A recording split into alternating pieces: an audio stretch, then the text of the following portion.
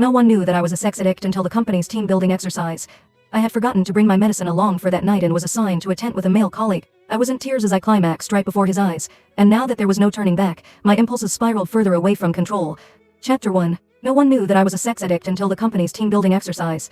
I had forgotten to bring my medicine along for that night and was assigned to a tent with a male colleague. I was in tears as I climaxed right before his eyes, and now that there was no turning back, my impulses spiraled further away from control. Due to my addiction, my heart had been pounding the moment the supervisor came and told us we were staying the night at the hot springs. If I even had an instant of skin contact with a man, my libido would flare up in minor cases, and in worst cases, I would straight up get an orgasm. I had never told anyone because it was just so embarrassing, and when I was younger, I had presumed I'd simply get better once I was an adult. That was until I realized the symptoms were getting even more out of control, and there was that one time I almost moaned out loud in public.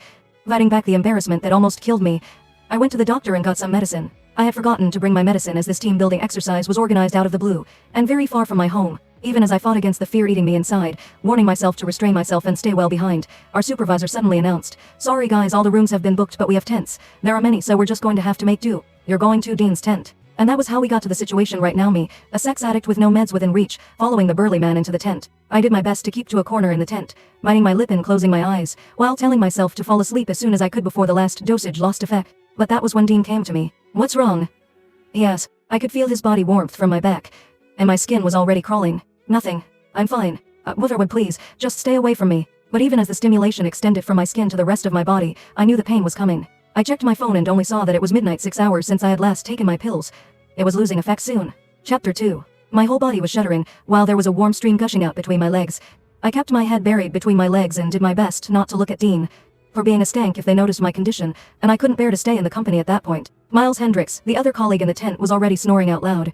I kept clenching my knuckles, my own nails digging into my palm. The pain calmed me somewhat, and I told Dean, "Sorry, I'm not distancing myself, I'm just not feeling well."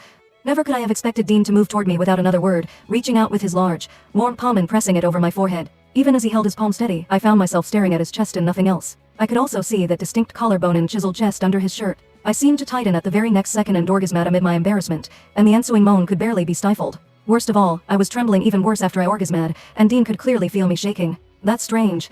Why are you so flushed? You don't even have a fever," he murmured, not giving up feeling my forehead and cheeks just then. I trembled even more and turned my face away, but it was the back of the tent right behind me. Having nowhere else to go, I clenched my jaw so I wouldn't moan again, even as I decided I couldn't stay in the sealed room when all I could smell was Dean. He wasn't a smoker, so his faint soapy and hormonal scent was especially recognizable.